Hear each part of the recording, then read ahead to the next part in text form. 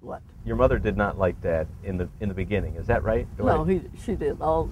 Oh, she did all the time. She liked it. Never had a problem. She came to Washington to visit me, and while I was dating him, and she went we took her out to eat and to movies and stuff, and from the beginning she could joke around with Elson, and she liked him. What did she think about your going off to Brazil? I mean, she never said anything negative about it.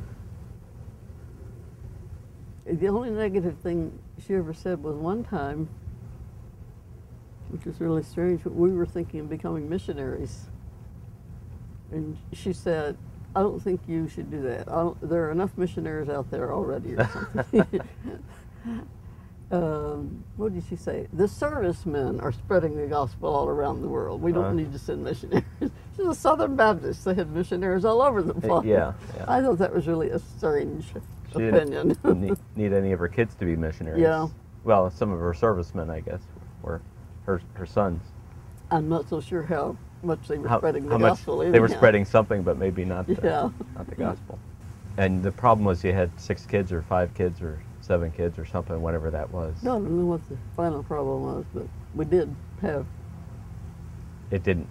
Already have 6 or something. So whatever organization you were trying to work with didn't. Yeah, first they were encouraging, and all of a sudden at the final meeting, they decided not to go that route.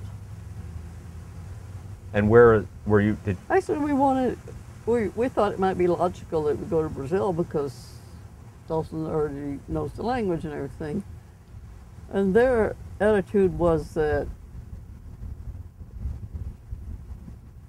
the American missionaries down there who don't know the language as well as he does would be offended or something.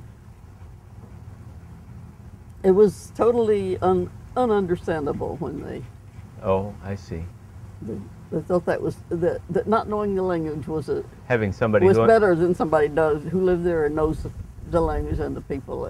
So having somebody who understood the language and the culture might interfere with the progress of the Americans. Yeah.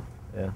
What do you remember the most about your father when you were growing up, not in your adult years, but when you were growing up? What I remember the most, that he was always there for me when my mother was on my case and yelling at me. Oh, really? He was your defender? I knew I could go to him and be comforted. My mother was a hard person to live with. Did your father, did he do that sort of behind the scenes? No, I would just go where he worked and he would listen. But, I mean, did your mother know that? I don't know to this day. I would just walk over town and find him at the barbershop and cry on his shoulder for a minute and made me feel better. And he would listen? Yeah. What did he say?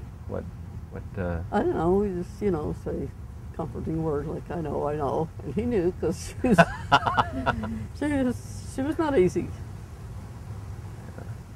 But I have since found out that, just recently I found out that was an arranged marriage.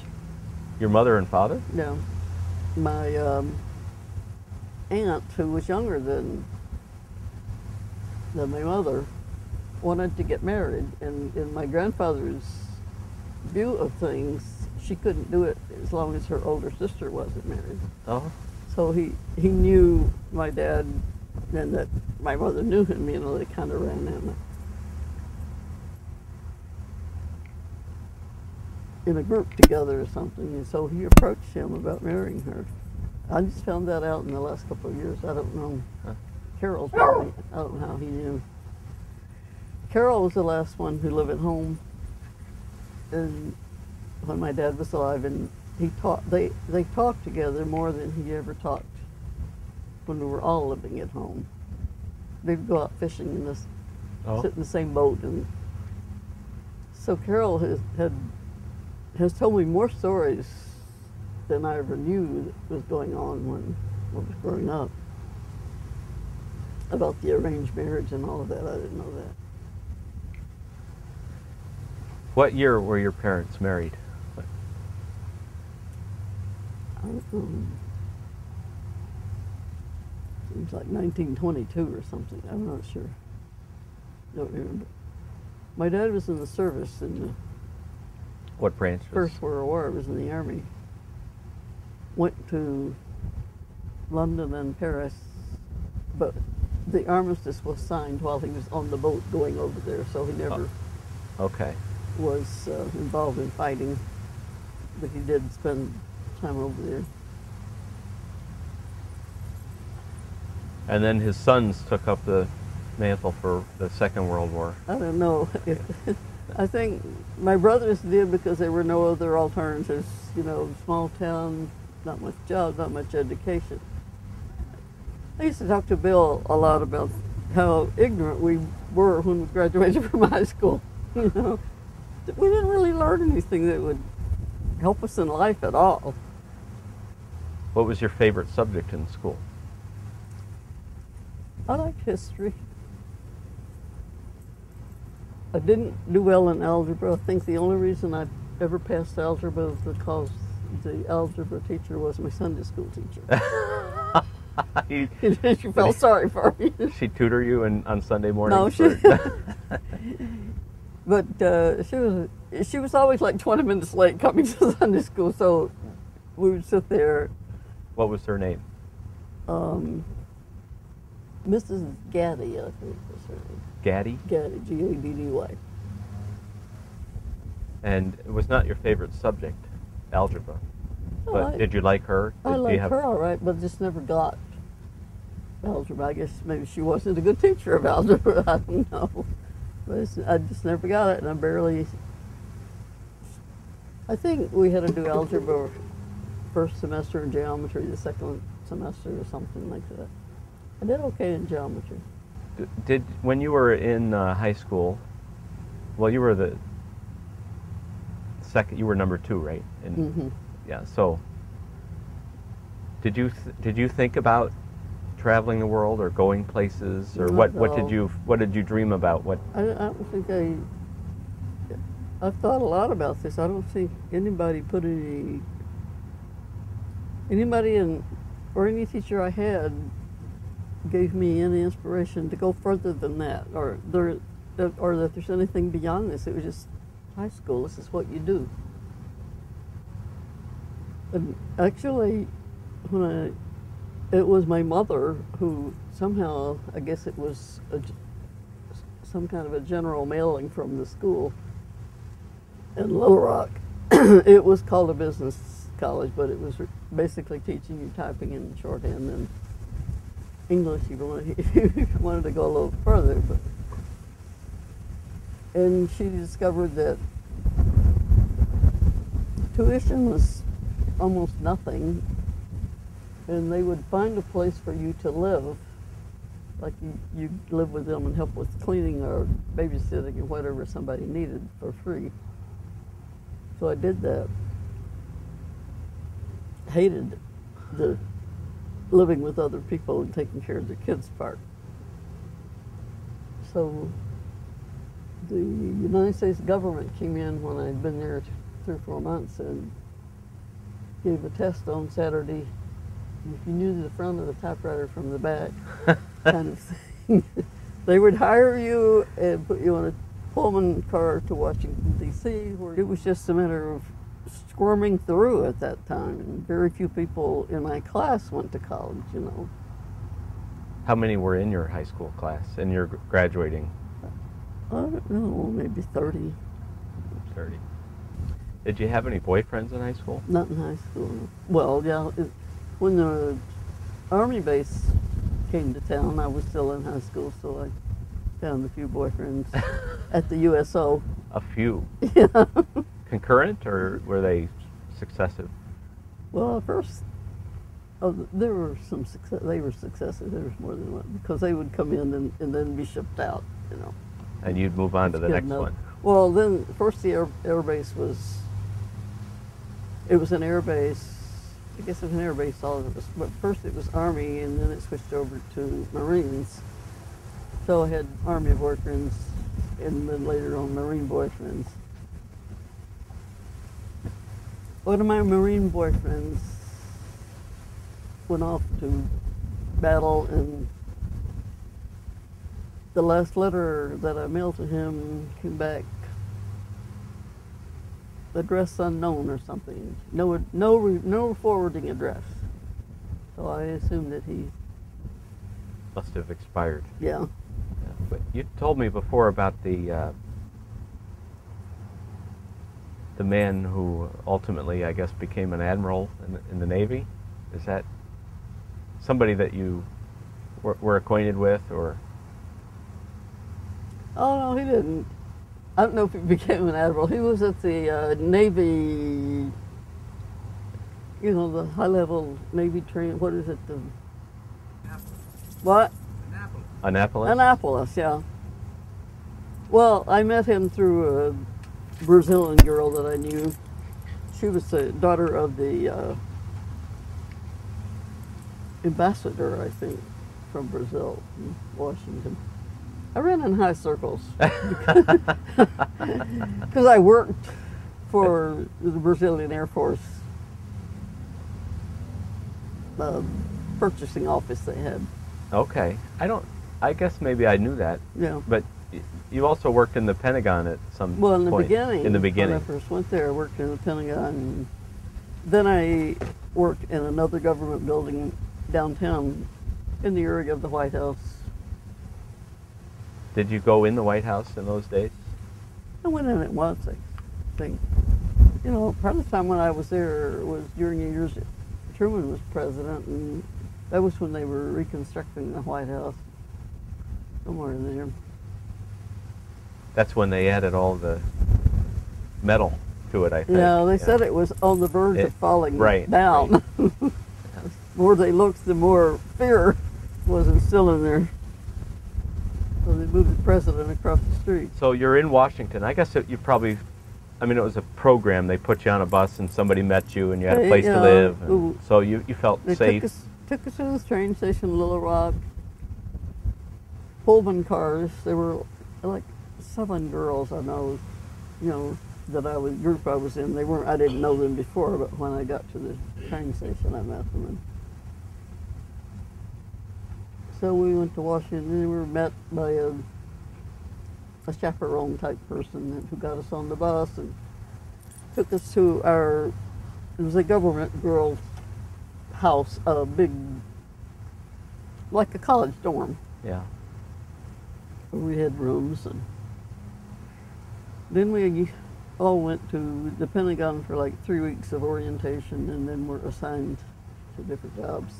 And that was, I mean, just from seeing movies, was that like just a big room with a bunch of typewriters? Is that, you know, the kind of environment that you worked in? No, I was the job I had was in the munitions building, which is downtown on Pennsylvania Avenue, not far from the White House. And there was a series of little offices connected, but there were only 3 people who worked in the actual room where I was sitting. Have you ever seen West Wing? Yeah. Yeah. Was it anything like that? In the White House, I don't know. Yeah. Wasn't quite that rushy. That's the part I like about it. Is Yeah. that they're always in the hallway talking about these important matters. You never had that happen to you, though. Well, I met a lot of other girls who were working there, and after a few weeks, we found our own quarters in the city rather than living in the government girls' dormitory.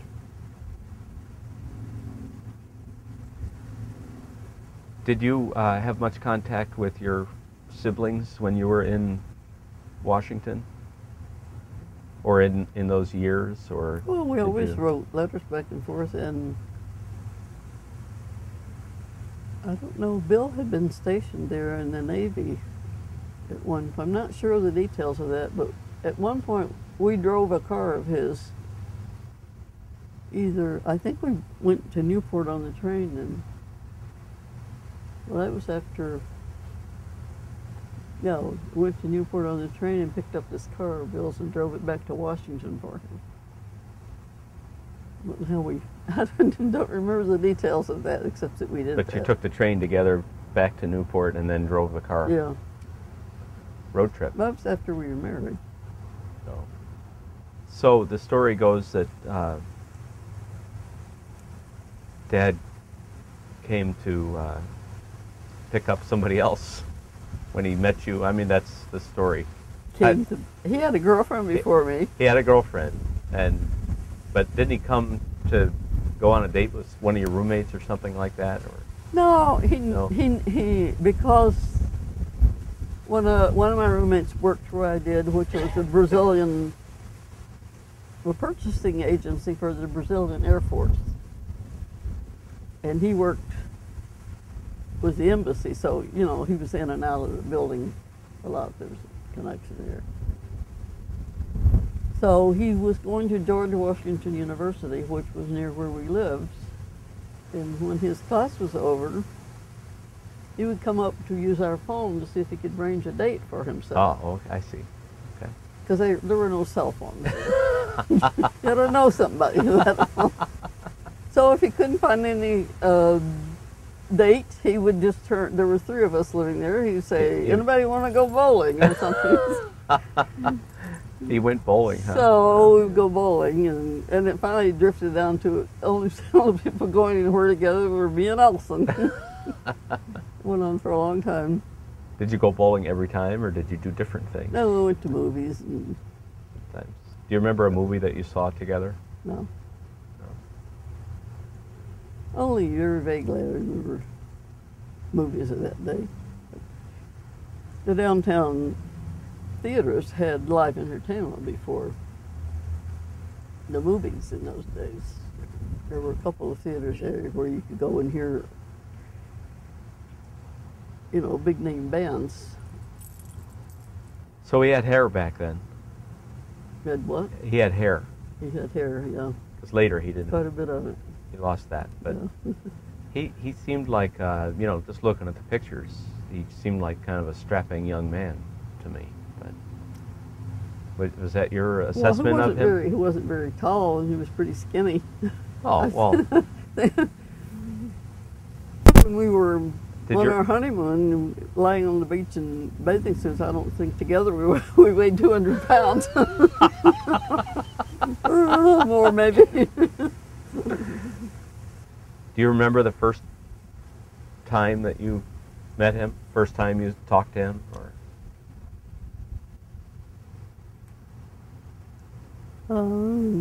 No, I was seeing he would occasionally come to the office where I was working, and my sister Virginia worked there too, and she had met him before, and she said, "See that guy there? Oh, we were in a bus, and on the streets of Washington, and he was standing in the corner. She said, "See that guy there?" And I said, "Yeah." She said, "He's such a jerk," or something similar to that. And so you ran over and Yeah, struck so something up. later on he showed up in the office and I met him, but we just started going out because he would use our phone and couldn't get a date. He'd say, "Okay, anybody want to go bowling or go out to Right, eat or right. something?" So we would go out as a group, and then after a while I was the only one who would stand by him. So How did you decide that you were going to get married? Did he get on his knee and, actually give you we a ring? never decided that. You never decided? We just did it. You did it though. You did I think get it married. was because- I'm not illegitimate, right? No, you're not. Okay. I think it was because we went to a wedding of a girl that I worked with, And you said that looks like fun. and so it was soon after that we just started talking about getting married. There was never any specific time that she got on her knees and said, "Will you marry me?" or any of that stuff. Did he give you a ring or an engagement ring?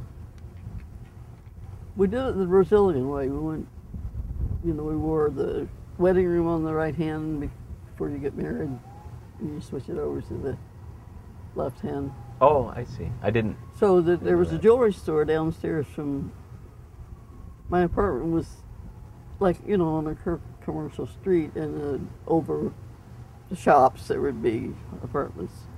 There was a jewelry store down there, so we went in and bought our rings. And how long from the time you met until the time that you got married? How much? I'm not sure. It might have been at least 2 years, maybe That's more. a respectable period of Yeah. time. 'Cause I broke up with him once. How'd you do that? Did you say I you're? just said, I don't think we should see each other anymore. And then we went home and we're both miserable for several weeks. So one day I was getting ready to go home from work and I saw him coming in to my office building. And so I just sat down in the lobby and waited until he came out. And we went out together and got in the car. And So you made the first move. Well, you dumped him and then I you dumped him and then picked I him up reeled again. him back in again.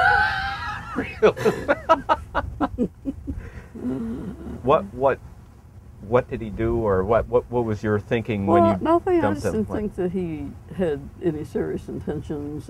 He was probably going to go back to Brazil, and that would be the end of it. And so, but then I would go to church on Sunday, and so sometimes he would just come over and drive me to church when we first started dating. And he would polish his car while he was waiting for me at church or something. And one Sunday he said, "I think I'll go with you." I didn't have sense enough to say, "Why don't you? Would you like to come Oh, to me?" you never asked him. I to never go. asked him. He decided he would, having no contact with church at all ever, except being baptized as a baby and maybe going to a wedding for somebody or something. Probably No church. And this was a Baptist church in Washington, and the pastor was really interesting and sometimes quite funny, very, catchy things he would say. And he just took to it like a duck takes to water. Once they went once, and there was never any missing it after that. It went every week after. Yeah. So then how long was it until you moved? Well, you went from Washington to, where did you go from Washington? To Brazil. Directly to Brazil. Yeah. After he graduated from George Washington, he had several interviews, and one was with IBM, and they wanted him to go to Rio, so that was sort of what he was looking for. Where was your mother or father at your wedding? Did No, they weren't. my mother had come up to stay a week or so with me, and so she met him, but they didn't come up. No, none of the family came up for my wedding. It was just a small affair. People I worked with, people he worked with. The Brazilian ambassador and people like Was that. the Brazilian ambassador there? I don't know if he was, but people, pretty high-ranking people were there.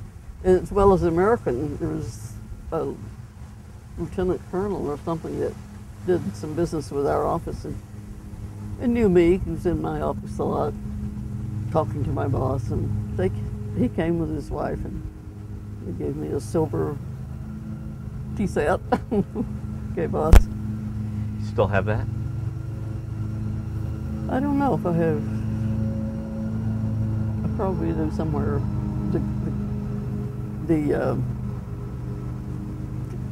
The sugar and creamer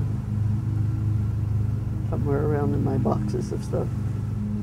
So we went to Brazil, and I adjusted, but he didn't. He was the one who decided to come back. I never complained about it or anything. He said, one day at lunch, he used to come home from lunch because we moved out into the suburbs near where he worked. And said, when I come home tonight, I want to talk to you about something. So that was about moving back. He didn't want to stay in Brazil anymore.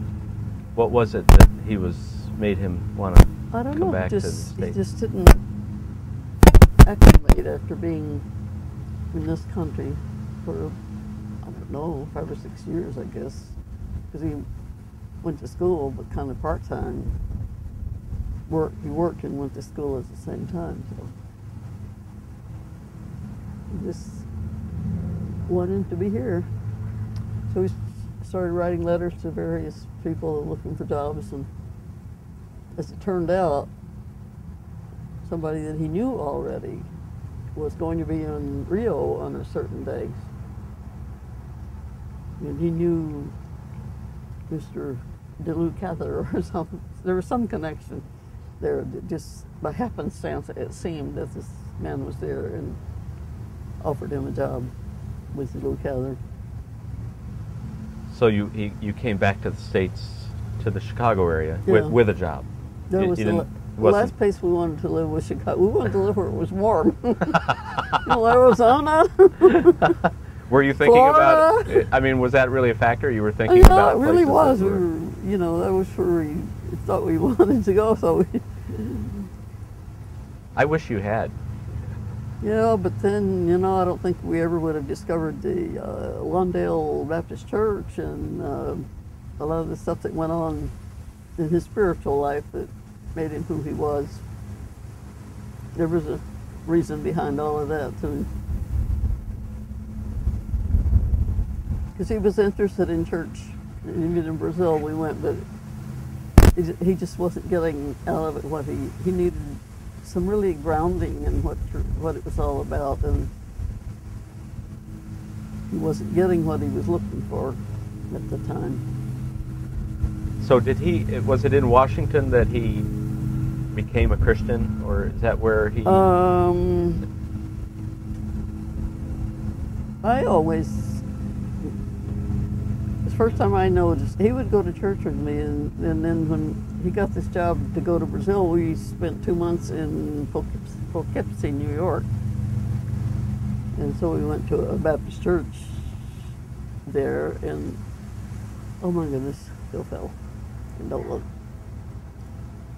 And then one Sunday morning they served communion, and he took it. And I knew he wouldn't do that if he hadn't made a firm decision that it was the right thing. He would never have done it just to do it. Just to do it. So that was the moment that I knew he had made that decision. Did you notice was he different in his behavior or approach to life, or the way his priorities? Or well, what? He, that was before we went to Brazil, and when he got to Brazil, the church we were going to was for English-speaking people, and it wasn't teaching him. He wanted to know more and more about the Bible and things, and it was sort of halfway a social group for English-speaking people, It was kind of churchy, but not a lot. There was no really teaching him things that he needed to know. He started reading the Bible just, cover to cover and things like that. So I guess it was part of the plan that he moved to Chicago and go to Moody Bible Institute. That's how it turned out, anyhow. But in spite of being a Brazilian, he was a good man. A little funny, a little silly, a little this, a little that, but in spite at of heart he was good. He would have done anything for me.